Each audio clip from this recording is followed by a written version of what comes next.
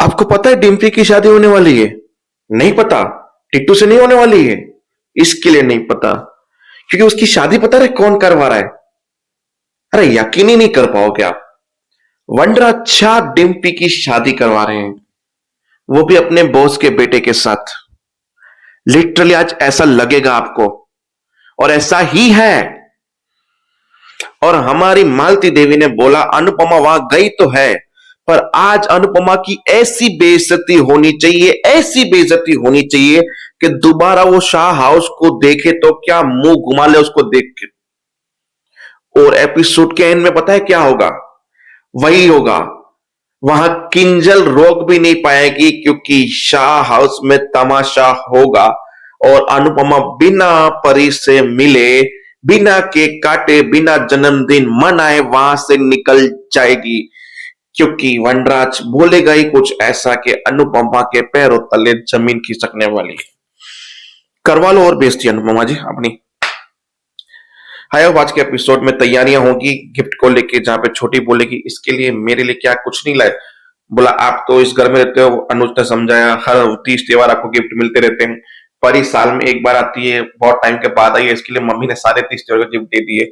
फिर अनुपमा ने बोला रुको मैं कुछ लाई हूं आपके लिए, एक बुक लाई थी जो उसको चाहिए थी, बोला ये मेरे लिए, ये खुश हो गई, मतलब नॉर्मल हो गया। फिर गिफ्ट को दे रहा, 1 2 3 4 5 6, मेरा एक नहीं चाहिए मुझे ये गिफ्ट, ये भी आप रख लो, मेरे लिए कोई गिफ्ट नहीं आया, ऐसे करके भाग गए। जहां मालती देवी पीछे से खुश हो रही थी कि शुरुआत हो गई है मेरी जीत की। फिर अनुपमा ने केक बनाया, केक पे क्रीम लगाने के लिए छोटी को बोला, जा छोटी, बोले साला मैं केक बनाऊंगी, मैं केक पे क्रीम लगाऊंगी, क्यों लगाऊं मैं? पर छोटी ने हंसते हुए लगाया।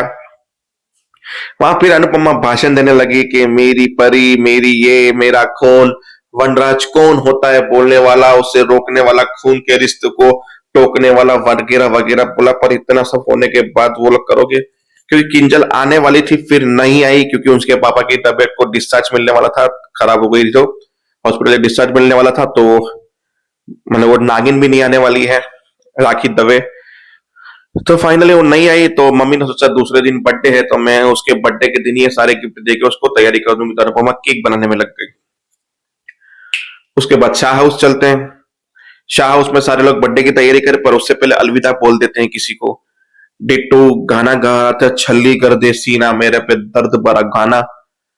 डिम्पी आती है, उस गाने को सपोर्ट करती है, फिर मिलती है, बोलते मैं यहां जब तक रहूंगा तब तक तुम खुश नहीं रह पाओगी, तुम्हारी जिंदगी में तकलीफ होगी, इसके लिए मेरा अलविदा कहना जरूरी है आज, इसलिए चलता हूँ, बाय बाय करके अच्छा चलता हूँ, दुआओं में याद रखना। इमोशनल सॉन्ग बजा और टिट्टू वापस गया डिम्पी को देखते हुए, साथ में एक सेल्फी यादी के लिए लेकर गया और बाय बाय बोल के रोते हुए निकल गया। और डिम्पी भी रोते हुए गई कि समर तो चला ही गया, साथ में मेरा ये दोस्त भी चला गया, मैं जिंदगी में अकेली पड़ गई, पूरी तरह से अकेली पड़ गई मैं। फिर वहां पे बाहर खाना खिलाते, बताती है कि कैसे खाना खिलाते हैं, बच्चों को कैसे संभालते हैं बिना मोबाइल के, ये वो। फिर बोला कि मैंने मम्मी को इनवाइट किया, मैं मम्मी को बुलाऊंगी जरूर, बिना मम्मी का केक नहीं काटा जाएगा। फिर बाहर आते हैं तो वनराज बलून फुलाता है, बोला कितने बलून फुलाएगा? बोला मेरी पोती का जन्मदिन है, धूमधाम से मनेगा और लोगों को पता चलेगा कि वनराज शाह जन्मदिन कैसे मनाता है अपनी पोती का। सब लोग खुशी से जन्मदिन मना रहे थे और वेंजल वेट कर रही थी अनुपमा का। अनुपमा घर से निकली, सारे गिफ्ट, माजून का हलवा, ये हलवा, वो हलवा, ये मिठाई, ये गिफ्ट, ये केक, वो केक, सारी डिक्की गाड़ियों से भर दी सामान से, जिसको देख के छोटी बोली मेरी माँ उसके लिए इतना सब कुछ कर रही है, हद हो गई है अब चीज की।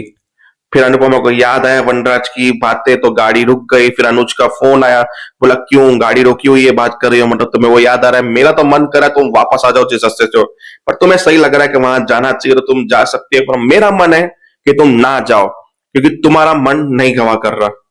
फिर भी अनुपमा अपनी जिद पे अड़ेगी और जाएगी, तो वहीं पे एपिसोड खत्म होगा और जाएगी। उसके बाद जो बेइज्जती होगी, गिफ्ट रखेगी, वनराज बोलेगा किस मुंह से बिना बुलाए इनविटेशन के आ गई हो तुम यहाँ अनुपमा?